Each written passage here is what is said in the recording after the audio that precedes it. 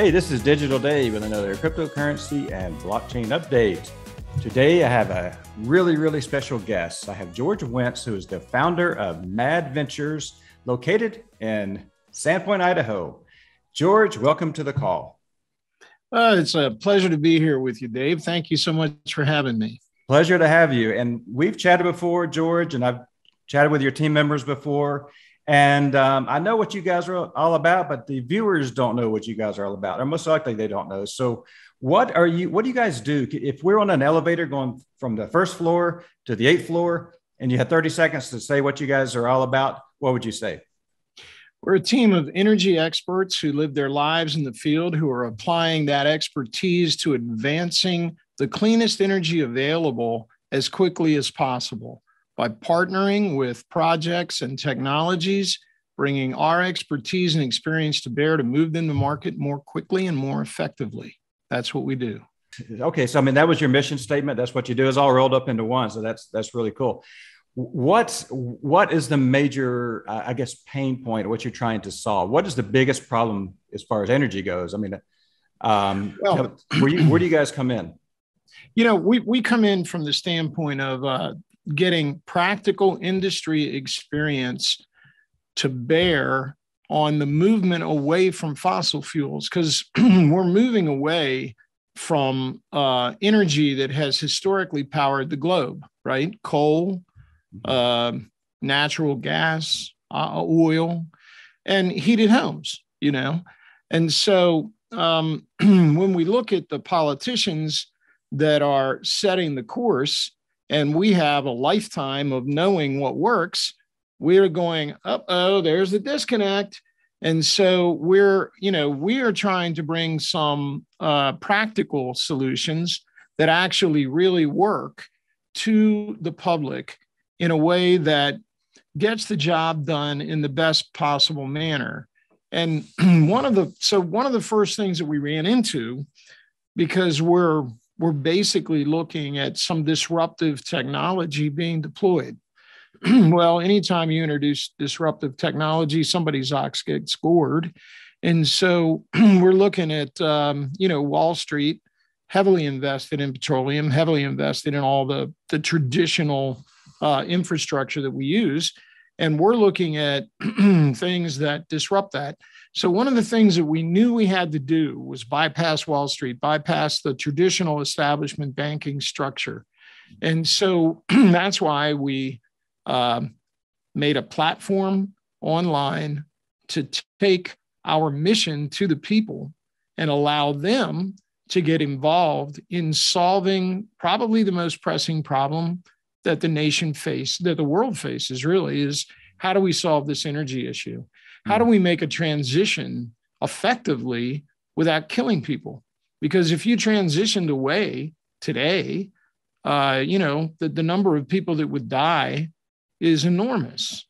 But yet everybody talks about doing that. Everybody talks about we need to immediately, do this or that.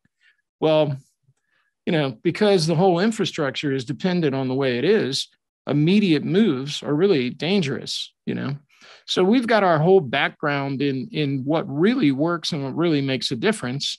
And that's how we came up with the name MAD, Make a Difference.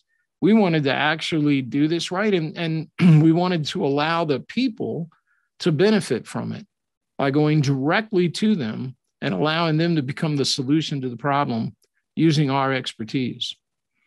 Okay. So George, what exactly is your solution to the problem? I mean, I know a little bit about, like I said, I know a little bit about Mad Ventures, Mad Energy. You guys are, I'll go ahead and spill the beans a little bit and I'll have you elaborate. What really attracted me to your company months ago was you're talking about Tesla Towers, Tesla Energy, and reviving his mission or his dream, his vision, which got squelched by, as we know, JP Morgan. That's what got my attention. I know you guys are more than that, but to me, that's huge. If you can harness that Tesla energy, the Tesla genius that's behind whatever it is, right? I don't know if I'm saying the right words, but tell us about that. Yeah.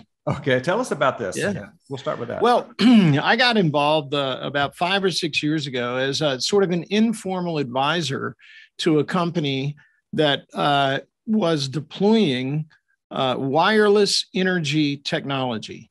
So the idea is, can you deliver commercial grade electric power wirelessly, globally, safely? So it's wirelessly, globally, and safely. Those are the things that you got to hit there. And this company had a history of, the founders of the company had a history of being involved in electromagnetic, on the cutting edge of electromagnetics. And they had been experimenting with something called the Zinc wave for many years. And the Zinc wave, there's two types of waves that came about at the turn of the last century, the 1900s. And one was Hertzian, which goes in all directions, right? It goes out 360 degrees everywhere. And that's what we're speaking on. I mean, this is a coaxial cable, is a directed form of Hertzian wave, right?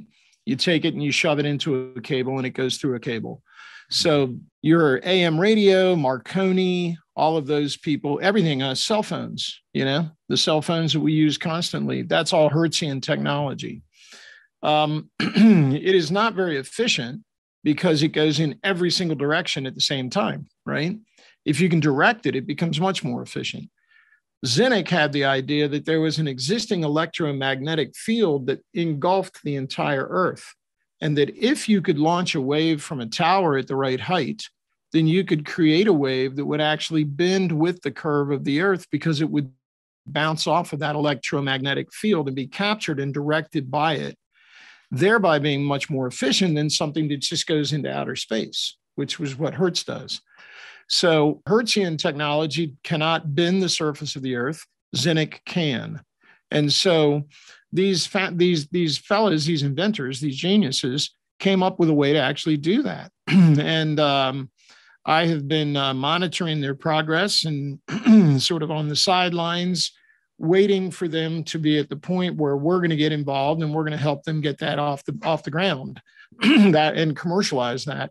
That's a huge deal, because just imagine if you could take the cleanest form of base power. You know what base power is? 24/7 dispatchable power, all the same. Mm-hmm. Goes at night, goes anytime. You flick the switch, it's there. Unlike solar power or wind, which is variable forms of power, right? They only work when the wind blows, or they only work when the sun shines. The world operates on base power. So if we could take geothermal power, where the hot rocks are located in Wyoming and Idaho and other states, and capture that, generate electricity by it, and then beam that electricity around the world, we could deliver geothermal electricity, carbon-free base power, globally. So we could power people in Africa who have never received power. The things that you can do once you get your mind around the idea that you could wirelessly deliver electricity safely globally, you go, whoa, because I mean, the sky's the limit, really. I mean, there's so many things, so many transformational things that happen once you do that. Now, I've seen it work. I have personally seen it work. And so I'm convinced that this technology can be deployed in the next 5 years. 5 years. 5 years. Okay. So we are super excited about that here at MAD, and we intend to be part of that. I can't speak about certain business aspects of it because it's all negotiations and things that are subject to confidentiality. But can that wireless technology work? Absolutely. When I was a kid, you couldn't talk on a wireless cell phone, right? I mean, you're young, but when I grew up, you had this long coil, connected to this big thing that was stuck to the wall. And if I wanted to talk to my girlfriend and I didn't want my parents to hear me, I had to take the thing and close the basement door and talk on it real soft, because you were connected to this wire. And nobody, if you'd have said that we'd have been talking on wireless phones in those days, people would have said you were nuts. But yet here we are. The whole world operates on smartphones now, Yeah. So George, this is available. I have a question about the Zinc wave. So the Zinc wave is totally safe because a lot of people are, I'm going to scoot my microphone right here. I'm not going to be stealthy about it at all. So the Zinc wave, a lot of people had concerns about it in my Patreon group. They were worried about the wireless. Right. They said, it could be harmless. We want to get away from wireless because of the harm and all that. Right. You're saying it's totally safe.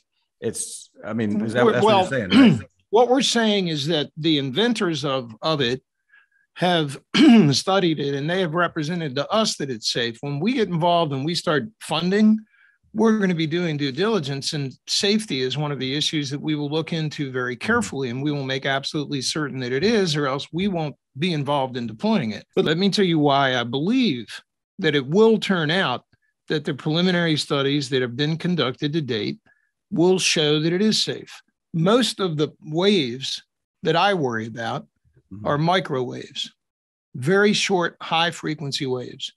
And the reason I worry about 5G is because I can see what a microwave does to food when I put it in my microwave. I don't even have a microwave. I'm so worried about microwaves, I don't even own one, right? So, so when I see 5G going up all over the place and issuing a microwave, that concerns me. I believe that the government could be able to make me have a suntan against my will if, if they deploy that microwave in a particular manner. The shorter the wave and the higher the frequency of the wave, the more times it goes through your body on the way through. So the more disruptive it is to your cellular structure. The lower the wave and the longer the wave, and the wave that is used to carry this electricity is the lowest wave ever used by anybody. When the contact was made to the FCC for a license to use this wavelength, which is 8 to 11 kilohertz. I mean, you're all, when I was growing up, we had AM radio and it was like 1600, right? So like radio stations on the AM band are 1600 kilohertz. We're talking 8 kilohertz, So it's like the longest wave there is. And so the longer the wave, I believe, the more safer the wave. I mean, we get waves going through it. We get radio frequencies coming from space and going through our body all the time. There's harmonies and frequencies with which the body agrees. Right. Most of those are long, low waves. I believe that this is going to be the difference. When I think about what if you put aluminum foil into a microwave, that's like, wow, I'm not sure I want a mercury filling anymore, So, because you see what it does. So, but I think a long, low wave is going to turn out to be much, much safer. And that's the wave that is effective for using commercial grade power. Okay. I got a couple of questions, a couple more questions on top of that. So you're going to have the Zenic wave is going to be wireless power, Tesla technology, correct? Just think of it as the Weidencliffe, the culmination of the Weidencliffe experiments. Okay. I don't know what that is. Maybe you can explain, but let me finish what I was going to ask you though, George. So, but for now though, okay, so we have the wireless, how to transmit the energy wirelessly. Now, where's the energy actually come from though? You say this is all going to be geothermal energy? Well, the Zenic wave would carry electricity. So it's a transmission or a delivery system, right? It doesn't care how you make that electricity. Okay, so it still could be coal, still could be fossil fuels, still could be oil. Not if we're doing it. We're not going to use coal or fossil fuels for ours. Oh, okay. Because we think that there's cleaner, better ways to do it. I've been in that industry all my entire life, and I know there's cleaner, better ways to produce power that are effective, that are efficient, that will make money. And so that's what we're focused on. We're focused on transitioning away from those things and into the cleanest form of energy that we can. So you're about the clean energy, and you're also about the delivery of the energy as well. So it's really like it's multifaceted what you guys are doing. Well, the thing is that if you want to make a transformational shift, you have to have a transformational delivery system. So just imagine you can't just attack the issue of clean, healthy environment by just attacking how you generate electricity. You've got to be able to also attack transportation systems and get them clean as well. So while we see electric cars coming online, we know that we don't have the generation capacity to cleanly recharge those. So we've got all through the middle and the East Coast and everything, we've got massive coal-fired power plants that we're using, and we're feeling good about ourselves because we're charging them at night, and we're not putting gas in them, but we're emitting a massive carbon footprint to charge them. Yeah. The carbon footprint is just out of sight and we don't see it, but it's still there. Right. You have to consider the whole chain, And so what we're all about fundamentally is we're about disrupting and decentralizing the whole energy system. So imagine this. Just imagine that I've built a whole bunch of closed loop, state-of-the-art geothermal power systems that don't emit any pollution into the world at all, because they're totally closed loop. They just use water. And, these systems can be built today. And so therefore, from the heat of Mother Earth, we are heating water, we're creating steam, we're spinning turbines, which spins a generator, which then goes to a tower, which then emits that energy that I've just produced carbon free and can transmit it globally. Now, what if I had a receiver that was in a quadricopter and I could pull real-time electricity to my quadricopter wherever I want to go? Then I can just have limitless range on a electrically powered quadricopter that gets me everywhere, right? I could do the same thing with a Tesla. I could get rid of the lithium batteries, most of the lithium batteries in a Tesla, right? So I could switch the whole world to electrical transportation, because I could deliver wirelessly real-time energy, electricity to the cars as they travel. Now electrical vehicles, trains, you could do the same thing with locomotives, so that the impact on the world is just massive once you understand what this does. What do you say when people say this is just a pipe dream? It's too airy-fairy or whatever. What do you have to say about that? Because I know a lot of people are going to say that. Right. That'll be the first time I've ever been called airy-fairy, but but I'll take it. I'll take it as a compliment. Anyway, the thing is that if I hadn't seen it actually working, I wouldn't believe it. But I have. And so, I've been there. I've watched it happen. I've seen it. I've investigated it. I've been, I've sat down with the people and talked to them, and I've followed it for years. And so I see this coming. I see it culminating, and I see it coming out in the next 5 years. And, we intend to be a part of it. And we intend to help change the world with it. And we intend to allow the people to get involved and, be involved and make this difference, rather than isolating the funding of this to rich people who are rich corporations that will use it in a different way than we would. We're all about decentralizing, allowing more individual liberty for what you want to do, right? We don't want people hooked to a system where they're always. We would love to have everybody be off the grid if we could. What happens now? I know people are also going to say that, if Tesla, his technology was stopped, I guess it was 100 and something years ago by JP Morgan and other forces, what's going to prevent that from happening again? Well, the way we're funding it by going directly to people through shows like yours, talking to them, telling what they're doing. They can come online at mad.energy and they can invest directly. And by allowing the general public to get involved in solving the problem, and by having a large movement of people that say, look, we're fed up with listening to people saying they're going to solve this problem ever since An Inconvenient Truth came out decades ago, right? And nobody's touched it.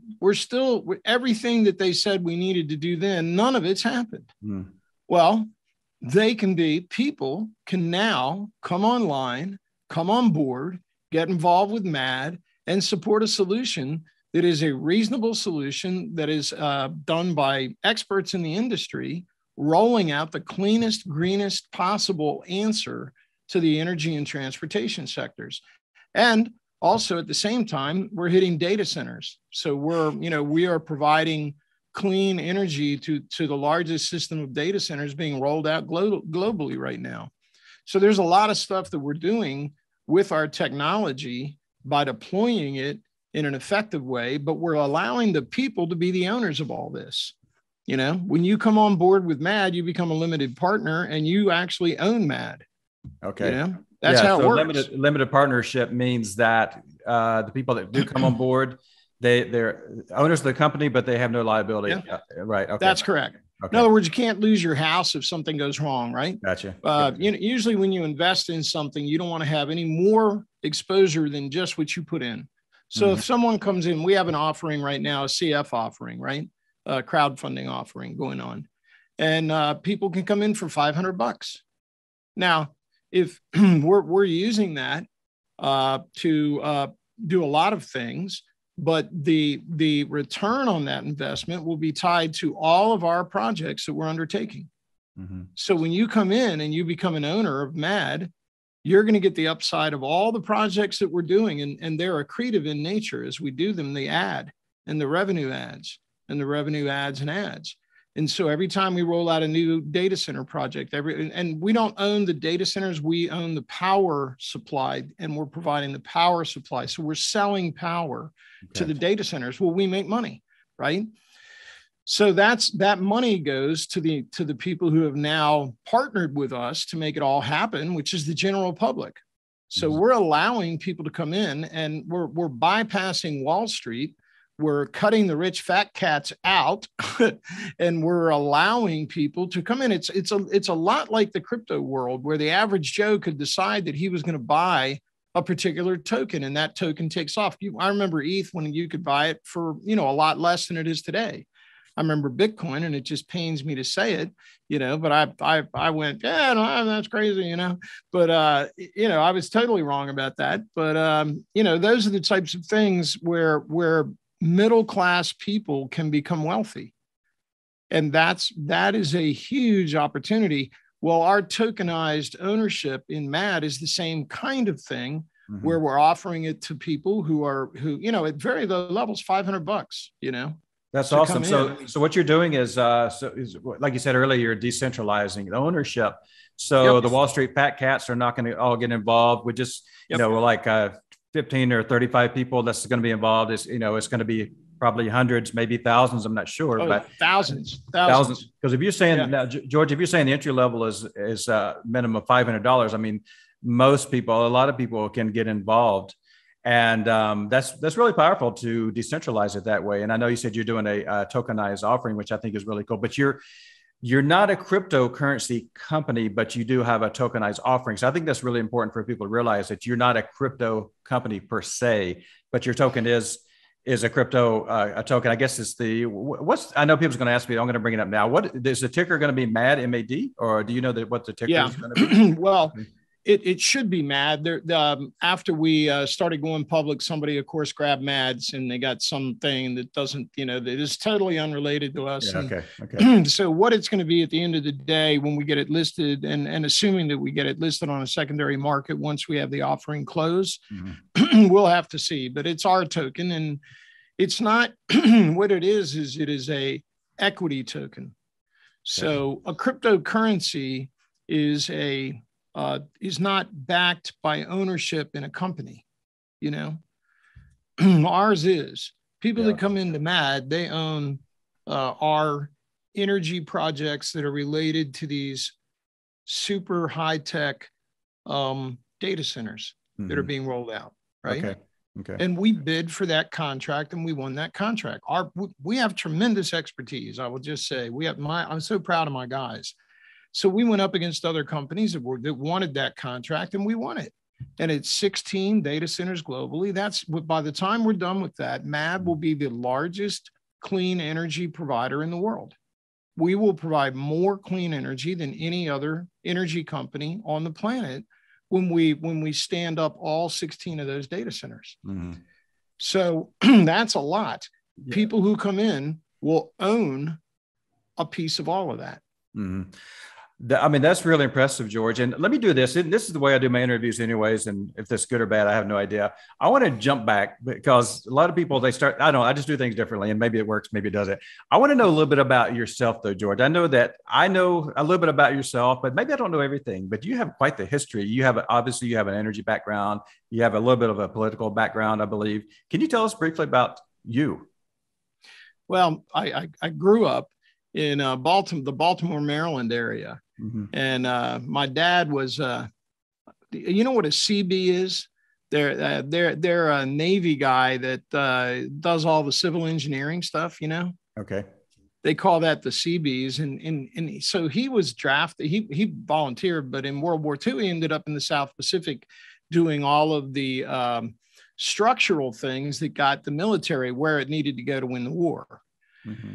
And so he worked very closely with a group of guys, and he came back to Baltimore and he bought a construction company, and he got all his guys in that had been doing all these really cool things faster and more efficiently than had ever been done in the United States, because they learned how to do them because they had to. And so I grew up building bridges with my dad, and that's what I remember. Okay. I remember being in aluminum boats on the Chesapeake Bay, delivering, stuff to rigs that were driving piles and, all that kind of stuff. I mean, it was such a wonderful childhood. I mean, it was just like, toys for boys, right? It was just incredible. Welding machines and acetylene torches and outboard motors. And that I grew up doing all that stuff. It was incredible. And then I went to college at University of Delaware, and then I graduated in 3 years because I was paying for it myself, and nice. Get it done. And then I was a sailboat captain in the Bahamas for a year in between. And then I went to law school, and I went to Georgetown Law School, graduated in 83. And then for many, many years, because of my background and growing up building bridges and reading blueprints and stuff, mm-hmm. I was one of the few lawyers that could understand why big things collapsed or how they broke. And so I got involved in handling really massive structural failure cases for the largest insurance consortium in the world, which is called Lloyd's of London. And so I ended up doing vessels that sank and oil rigs that had problems and, things that exploded, power plants that exploded. And I went all over the world doing that kind of thing. As well as representing Exxon and Shell and BP and other companies, and serving in law firms that represented the oil exploration and production and transportation industries. And then as I got a little older, Ronald Reagan reached out while I was a young lawyer and appointed me to the Office of Policy Development for the Federal Trade Commission. So I had some government service, which I've always sort of maintained. And I'm still consulted for government issues and policy issues and constitutional law issues. Mm. So I had one foot in government and constitutional law and policy. And then I had another over in the energy field. And then as I got into my 50s and I didn't want to litigate those massive cases anymore, I started doing transactional work, and I started standing up infrastructure. So I started doing all the legal work related to rolling out pipelines, rolling out, power plants, rolling out LNG type things. So we've been involved on the legal side, I've been involved in almost every aspect of the energy field, from 1983 forward. So that's how I got to know everybody. And then, to be truthful and get a touch political, I got tired of watching people who had never produced or transmitted an electron talking from Davos, Switzerland, a ski resort, right? About how they're going to solve the world's energy problems. Well, you guys really don't know how to do it. So I put together a team of people and we wrote a plan. I got them all in a room and we talked about it and we worked on it, and then we're deploying it. And that's really my history leading up to where I am today. I mean, that's amazing what you're doing. Like you said earlier, people talk about solving this energy crisis or potential crisis that we're going to be facing in probably 10, 20 years if something is not done now.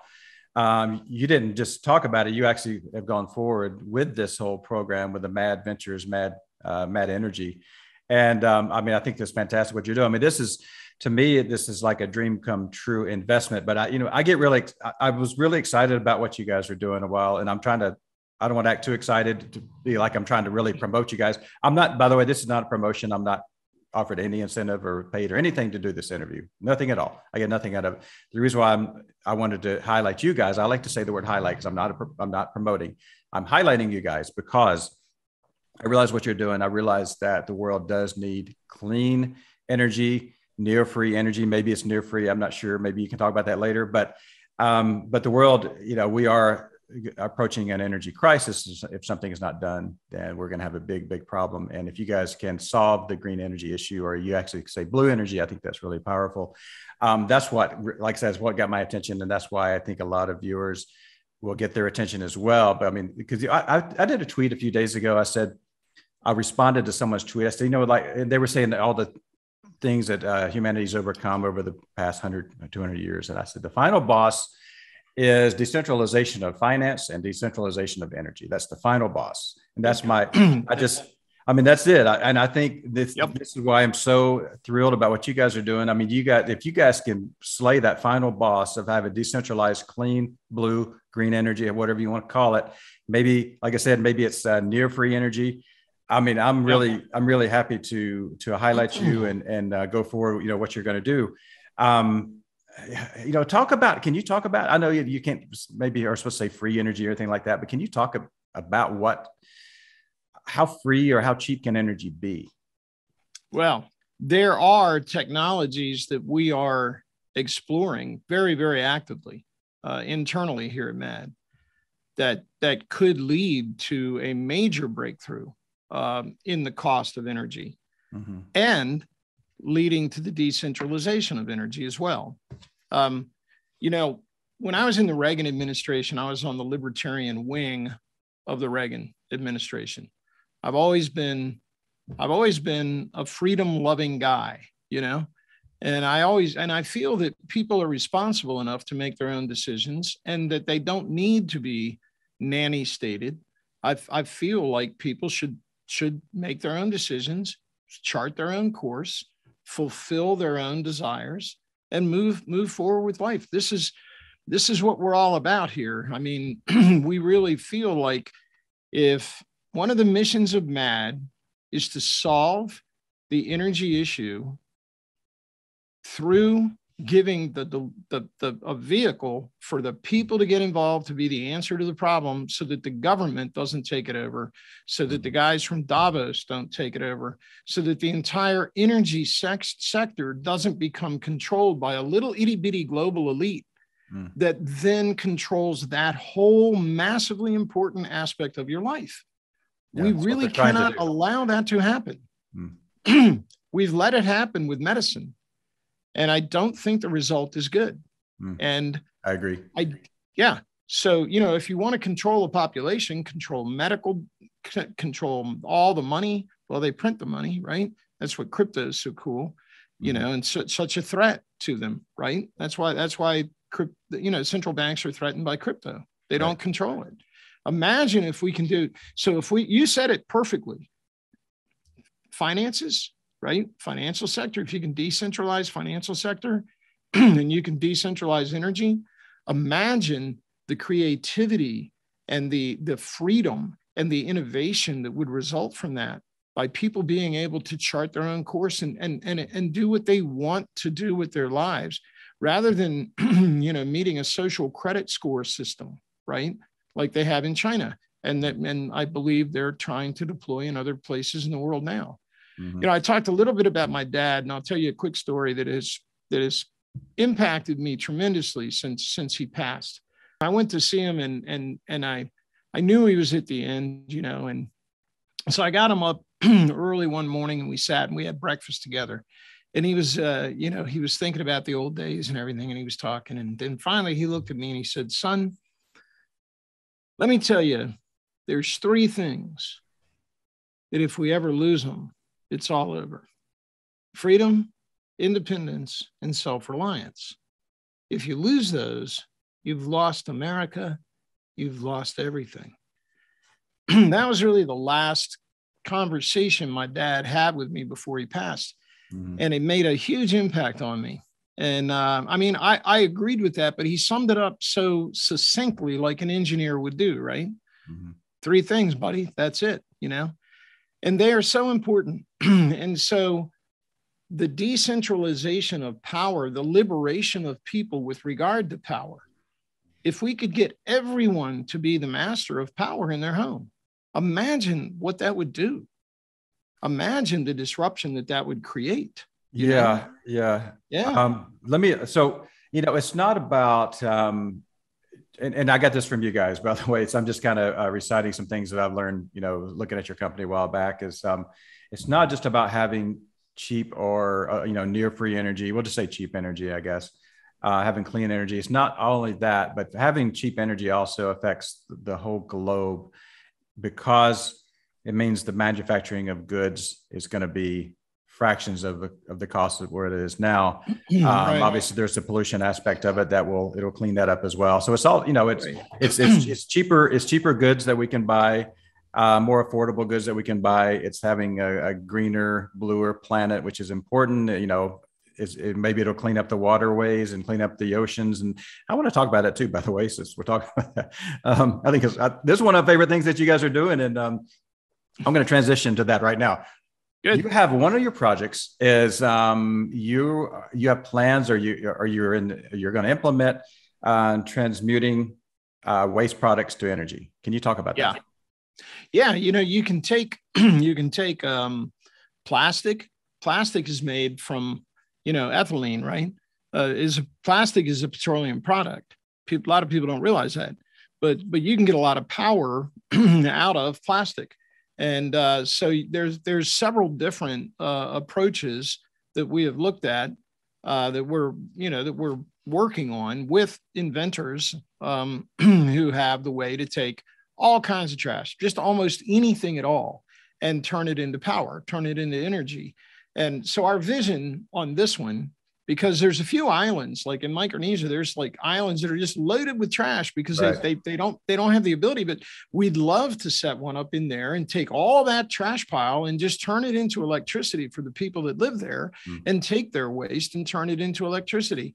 But the other one that we really are excited about, and I think this goes back to me being a sailboat captain, when I was a kid and growing up on the water and being a maritime lawyer in my early years, I would like to get this on a vessel that has a big, conveyor belt in the front, and just start running this thing through this massive trash island. We were here in America. We were faithfully separating all of our recyclables, and we were sending them down to a place where they were then put into containers, and then they were then shipped across the sea to China, and then China put them on boats and took them out into the ocean and dumped them into the ocean. And that's how recycling happened. That's what actually happened. It's crazy. George, recently I read on Twitter. We can solve that problem. Okay. Well, that's powerful. A lot of people, I didn't know that, because I got a hint of what you're talking about. And I read somewhere, maybe it was a tweet or somewhere online, I guess. It just said that this whole recycling thing that we were all doing is a scam. And that was basically all they said. And I'm like, what do they mean by that? They didn't elaborate, but I didn't realize that all this, so they're spending all this energy recycling our plastics and bottles or whatever. It gets shipped all the way over to halfway across the world, right? Halfway around the world. Right. And then they just throw it out in the ocean. That's nuts. I had no idea. And what's the carbon footprint that we created to transport in vessels? It's making it even worse. Absolutely. They burn the dirtiest, nastiest fuel. Vessels are some of the most polluting things in the world because they burn something called bunker fuel, which is it's like tar, right? The Germans call it Scheist, and it looks like it.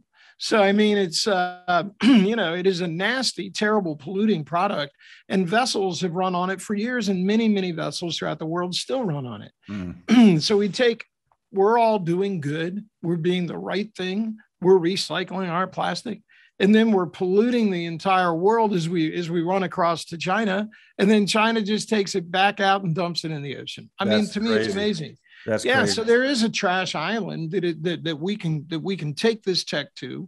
We can clean that up. And this is it's just like a Pac-Man. That's all this product is. That's all this vision is. We go through and we use the trash to power the cleaning up of the trash. And we just eat it up and turn it in, and we just gobble it up, you know, and when we're done, we're done. And then hopefully we won't put any more trash in the water like that. But there's islands that are so, if you look at the beaches in some of these islands in Asia, you know, you're I don't know if I can say where you are or not. Yeah, yeah. Yeah. Well, I live on the island of Koh Samui, which you're familiar with. Yeah. And I travel around Thailand a lot. Yes. But some of those beaches on Koh Samui, where my daughter lives as well, and you know, you see a lot of, I mean, trash comes up on the beach, right? And that's because of this type of treatment of trash. People used to always dump it in the ocean. When I was a kid, growing up in Baltimore, all the trash was put on barges and taken out in the ocean and dumped. That was just what you did in the 60s. Yeah. Well, the oceans are definitely polluted. I mean, I can't imagine how polluted. What if we looked at the bottom of the oceans? It would probably just be a disaster. It's something I'd probably don't want to look at. But yeah, I see that on the island of Koh Samui. Sometimes when a storm comes in, there'll be some plastics and stuff. I've been there for that, and it's crazy. And if you guys can help solve that problem, I think that'd be fantastic. But there is definitely, the oceans are basically, they're suffocating. So we can just kind of say that, I think. And if you can help solve that and, you know, make the ocean life thrive, you know, when the ocean dies, you know, we're kind of done too, right? We're done. We came from it, I'm pretty sure, you know? Yeah. So, you know? I mean, you know, what you guys are doing is really powerful. You know, I do want to talk about some of the things, some of the issues. So like I said, you know, we've talked before. I mentioned you in my Patreon group, and there was a lot of people excited, but there's a lot of criticism, and you guys put out another video, so, you know, answering some of the questions, and I like the criticism, because, you know, people should have concerns and they should have questions. One of the concerns was about, like, your inventors, well, they said that some people were saying, like, if you guys do have access to the Tesla technology and some other powerful technologies, but your team is very small. You know, who are these inventors? But you were saying earlier, these people they don't show their faces. You know, they're hidden for a reason, whatever the right word is. They're not talked about. They're not brought into the public for obvious reasons. I mean, is that you're trying to protect that? Not at this point in time. Yeah. Okay. I mean, a lot of what we're doing is very disruptive. Right. So, you know, you've seen, have you ever seen the movie Thrive by Foster Gamble? I've seen Thrive 1 and 2. Yeah. So, you know, that throughout history, when things have been invented and become public before they're gelled and before everything is right, that oftentimes, you know, I said, whenever you have disruptive tech, somebody's ox gets gored. Right. And, you know, if you're goring an ox called Wall Street, that's quite an ox. If you're, you know, if you're goring something called Shell or Exxon or BP, you know, this is not something that can be deployed willy-nilly without a heck of a plan. Yeah. And so we're careful, you know, we have some really cool tech. That some of it we're talking about because it is public. There's already you know, people are aware of the tower in Texas that was built that launches a Zinnick wave. I mean, you can look it up on the internet. You know, it's right there. I've been in that tower. I've crawled all through it. I've seen it. I was here when it was being built. So I mean, this is tech that we can talk about, and people know we're talking about it because we're telling the people that own it that we're talking about it, and they're saying, you know, that's great. So, you know, this is something that can come to pass, that we believe will come to pass, that we can talk about. There's some other stuff, you know, if you've seen the movie Thrive, you've seen energy devices that were so disruptive that the people that invented them and tried to get them to market prematurely were shut down. You know, that's how Tesla ended up being shut down. History repeating itself. Yeah, Tesla shut down. And we're not gonna do that. The neat thing that we have that no one else has is that we have won this contract to provide the power for extremely well-funded, high-tech, super efficient data centers, the next generation of data centers So most tech fails because it can't get to market. We have a built-in market for our tech because the mission statement of those data centers is that they will be the lowest carbon footprint that they can be. So as we develop our tech, we actually can deploy our tech and we have a built-in payment system for it. And that's a wonderful thing for a young company like us. We're 2 years old, getting a little older than 2 now, but anyway, we, so we have that built-in ability to take our technology and put it into a data center and immediately get payment for it.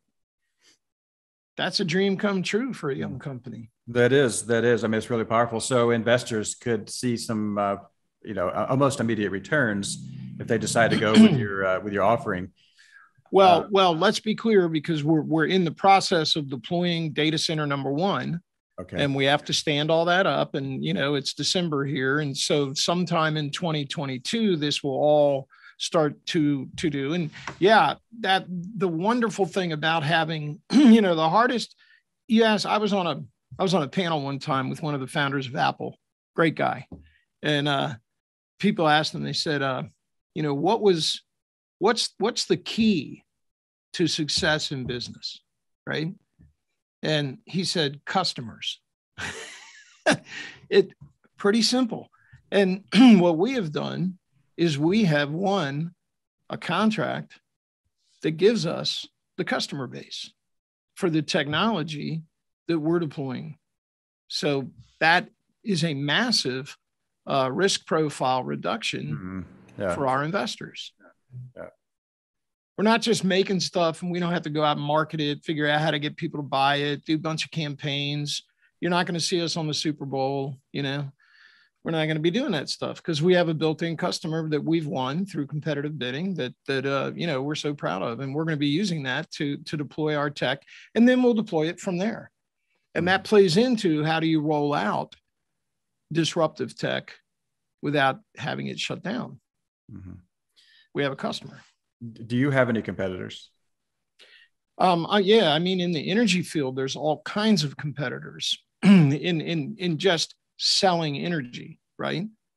But none of those people are offering to the public to get in at the level where we're offering this to the public.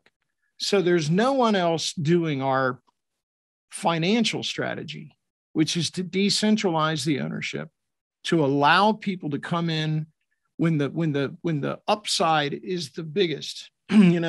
People can come into Exxon or Shell, but the people that really made a killing in Exxon or Shell are the people who were there when it went public, and the bankers that took it public, which make a killing every time, right?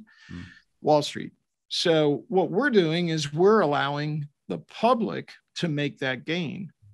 It's a totally different structure. It's the first time it's been done. No one's ever done it in energy. And one of the reasons that we're doing it is because I did grow up the way I did.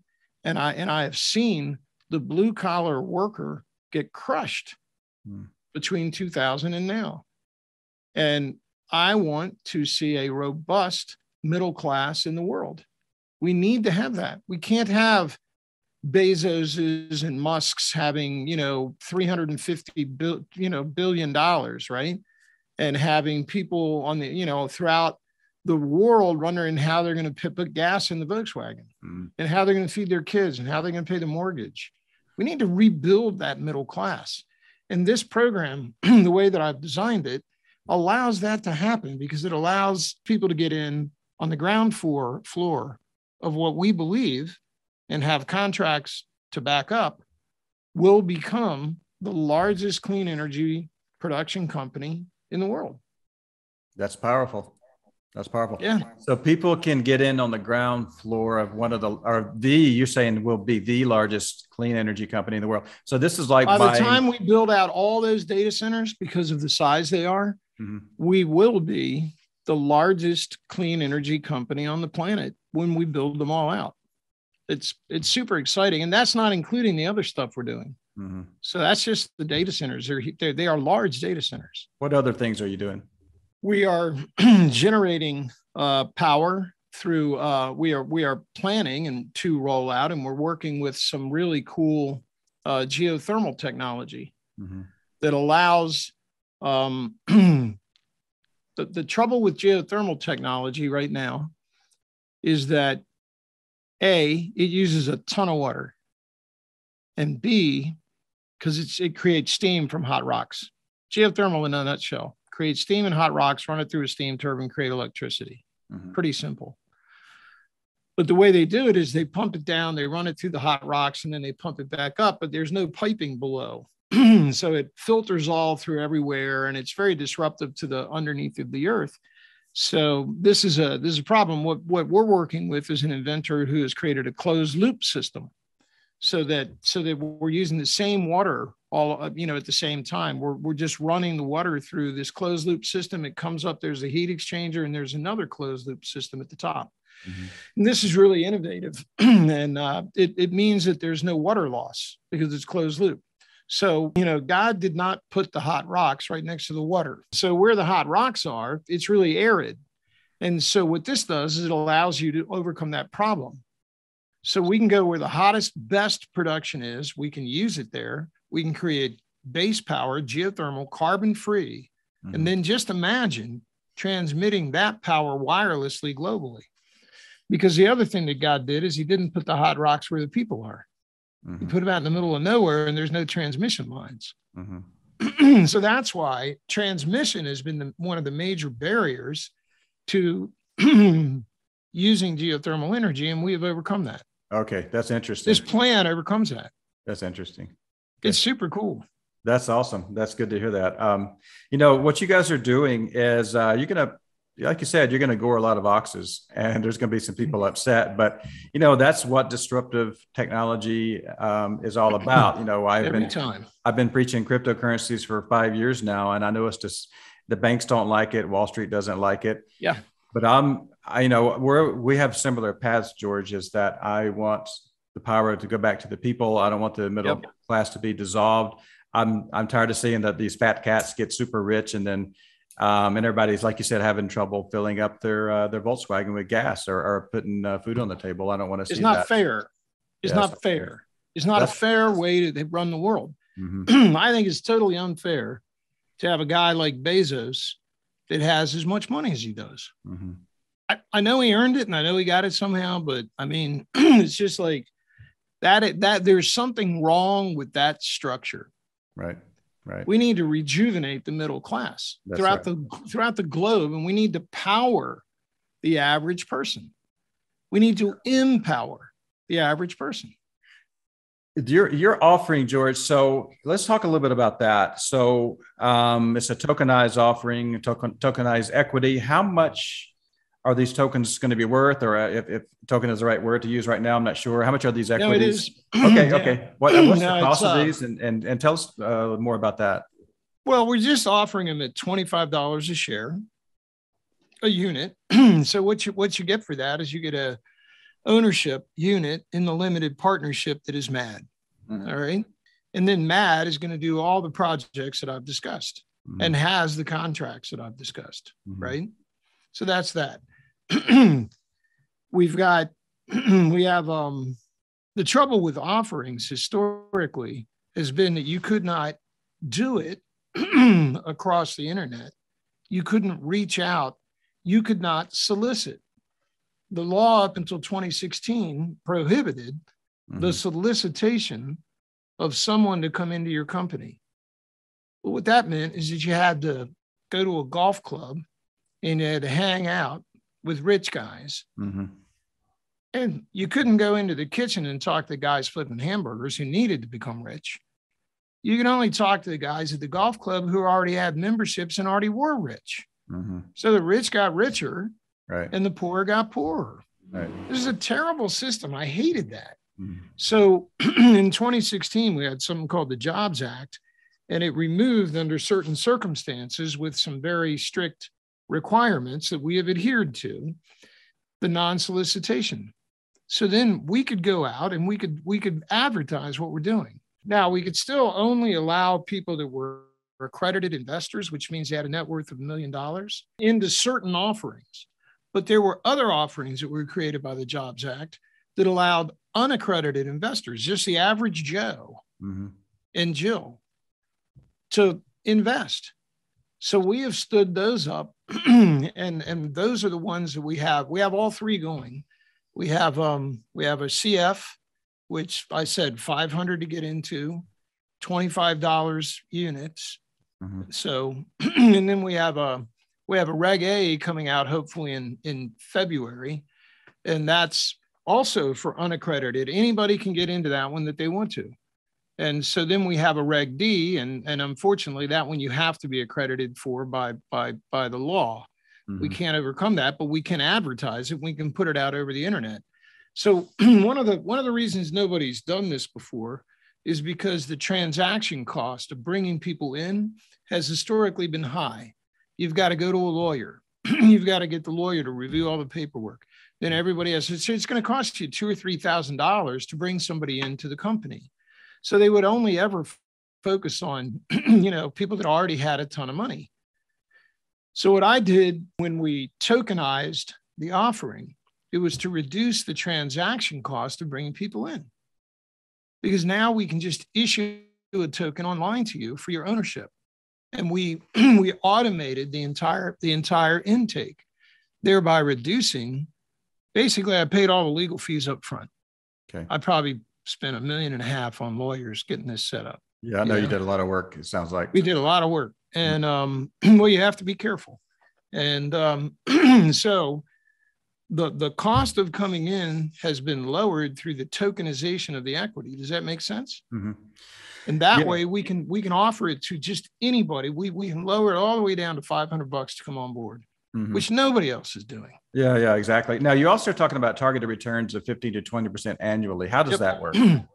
Well, when you look at energy and you look at the types of projects that we're creating, right? When you stand up a power plant and you start generating energy and you sell that energy, those are the target returns. You build it into the program. You know what you're going to sell it for on a per kilowatt basis. You know what it's going to cost you to build it. And then when you structure your contract to sell it, you fix those things, right? So I know I enter into a 20-year contract for the sale of energy. Well, I know what I'm going to get for 20 years. I can build in escalation clauses. I can build in fuel, in however it is. I've structured so many of these power purchase agreements that we can tell you, we build the financial models. People on my team build the financial models for banks when they stand up power plants. So we know we get hired to do that work before we all created MAD. So, we know how it works and we know what the return is. And so we can say that given the portfolio of projects that we have entered into, that the return will be 15 to 20%. The interesting thing is that we make that on a per project basis.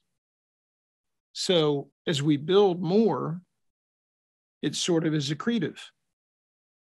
And then as more and more projects come online, the return is higher. Now these tokens that would make the value of the token higher. Okay. I was just you put the words right in my mouth. So the tokens are going to be originally offered at $25. Now the tokens, like you said, can go a lot higher than $25. Probably a lot higher. Hope. Yeah, you hope, right? Hope. You have no guarantees. And I know you've got some big visions, and maybe you have some projections about where this token price could go. And I don't want to say that this thing's going to 100x in 5 years. I don't want to say that. I believe it's going to go higher, but I can't make any guarantees, and I don't even want to say where it could go. But you did talk about in some notes that you sent me before the call. You said that long term, we could see long term gains, and then it might have like a hockey stick increase or something like that. I mean, what do you think that might happen in the 5 years, or what's your? Oh yeah, I would think over the course of 5 years, you're going to see accretive projects coming on, so that there's two significant issues with owning the company. You're an owner of the company. So as an owner, you get distributions. When the company makes money, the general partner distributes the upside after all expenses and reserves and all the normal stuff, right? Mm-hmm. So the token holders, the limited partners, will actually get payments on a, and we intend to make these payments on a quarterly basis out to our owners, and that's your return on investment. But then there's also the idea of the token itself and what is it worth, right? So how do you value ownership in a company? It's the profitability of the company. And it's what people believe the profitability of the company will be. Mm. I mean, you can see Tesla right now is valued at an outrageous amount that I think is just my own personal opinion, is that it's probably overvalued significantly. Mm-hmm. But there are people who believe that is the future, and that, and that Musk is the guy. And I have tremendous respect for Musk. I mean, I talk about him having too much money, but he's probably one of the best billionaires, right? Mm-hmm. I mean, I'd take him over Bill Gates like in a second, right?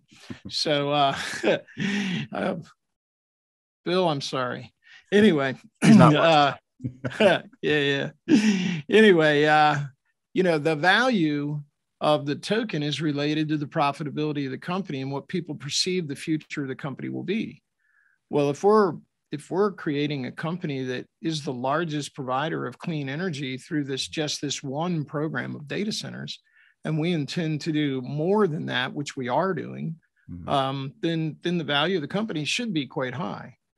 And so, if $25 now, but believe me, my intention, and I wouldn't be into this if I didn't think that this was going to happen. I mean, I'm betting, my future on this, and everybody in the company is convinced that, this token is going to be worth more, because it is backed by what will be, by the time we complete this contract, the largest clean energy company in the world. Just imagine if you had a token, like what is Dogecoin backed by?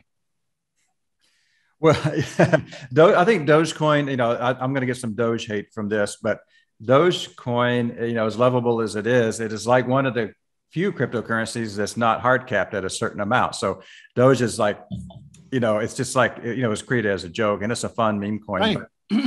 Yeah, exactly. But I mean, what is it backed by? It's not given distributions. It's not backed by a company that is creating wealth for people. It's not, look what it's done. This is a different cat. It's a different cat. And look what it's done too. So it's obviously from Elon Musk and other people promoting it, but it doesn't really do anything. Some people accept it as payment. You guys are actually solving. You're actually, this is a strong statement, but you're actually basically helping humanity on one of the highest levels that you can possibly do, in my opinion. And transferring that wealth to the owners that are the general public, middle class guys. Exactly. Yeah. That's it in a nutshell. That should have been my 30. That should have been my 30-second elevator speech. You can make it 40 seconds next time. That's really good. So how does, okay. Oh, let me ask this too, though. So you're an American company, you're located in Idaho, Northern Idaho, but can anyone get involved from any part of the world? Any country can get involved? Okay. Well, there are some countries with which no U.S. citizen can do business. So unfortunately, everybody listening from Pyongyang, North Korea, we cannot take your money. I'm sorry. But so the sort of the countries that are on the bad list of America, like Iran, you can't do business with Iran, but anybody else. Okay. If you're not on the OFAC list and you're not sanctioned by United States Treasury, you can invest. We have people investing from all over the world. We love it. The MAD community is really growing, and it's really cool.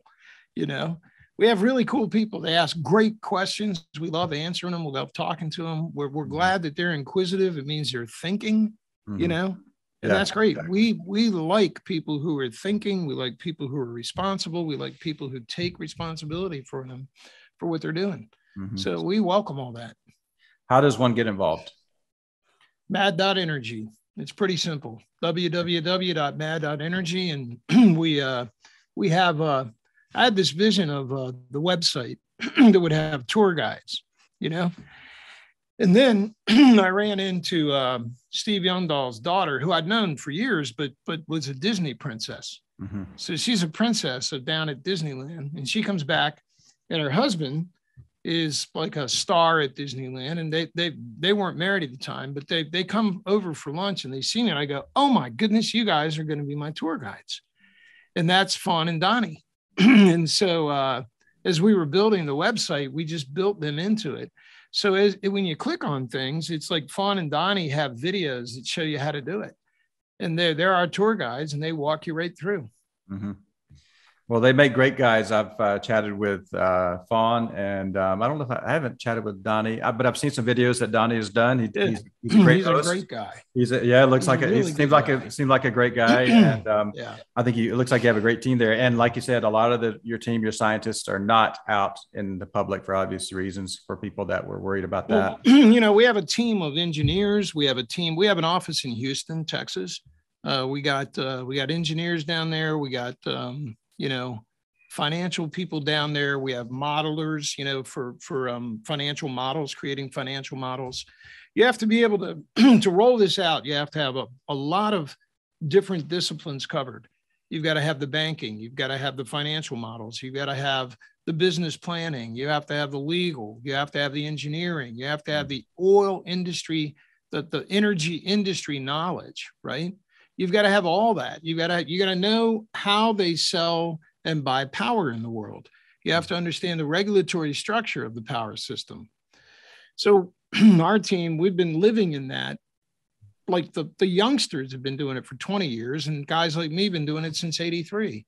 And so we bring this cross-disciplinary expertise to bear on these projects. Mm-hmm. And that's really how, without that, we couldn't do what we're doing. Mm-hmm. And a lot of those guys are housed down in Texas because that's the center of energy in really in the United States right now, Houston, Texas. Mm-hmm.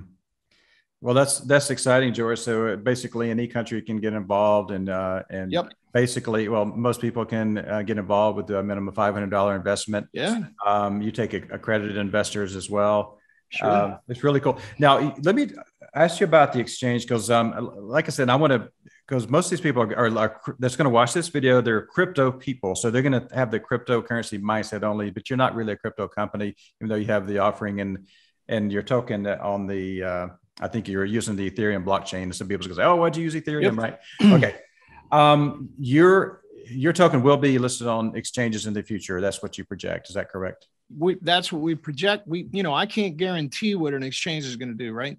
But I believe we're working with the people that mint the token mm-hmm. And deliver it mm-hmm. to the investors, and they're telling us that we will be listed on exchanges so that there can be a secondary market.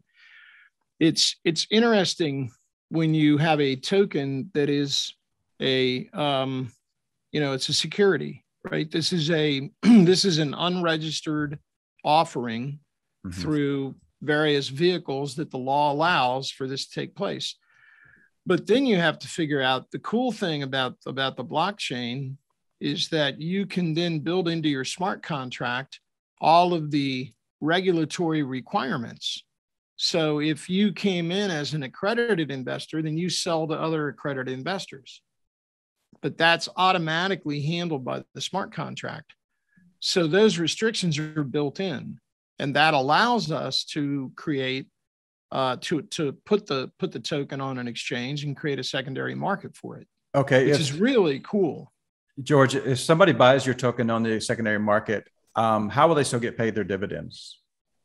Well, it goes right over to them. I mean, they'll be the owner, and it's just like if you bought stock in Exxon from somebody else through a broker, right? Mm-hmm. You're now the owner of it, and if there's a dividend, you're going to get it. Okay, it's the same exact way. Okay, and also want to talk about too is one thing that got my attention when I researched your company a while back is that I guess I got off your website or maybe, but it said that that your token at $25 per token offering could possibly be bear market proof, considering what you're providing, because you're not like the Dogecoin. Dogecoin is going to go through a bear market. A lot of cryptos are going to go through a bear market. You're saying that you are possibly going to be bear market proof, resisting any of the ups and downs of the, well, you're not going to resist it totally, but you're going to be semi-immune to the big ups and downs, the big swings of what a typical crypto market would do. Does that sound right? Well, I mean, it's logical to us that since we're providing that this is a token that is backed by an operating company that is a profitable, hopefully operating company, right? We're projecting it to be a profitable operating company. Therefore, when people they get tired of the novelty of Dogecoin or something, and people go away from that token, right? It could have a lot of swings, and crypto is known for its variable, its volatility, right? Mm-hmm. So what we're looking at is, since we're providing something that everyone needs and everyone must have through long-term contracts, that we can project what the return on investment is.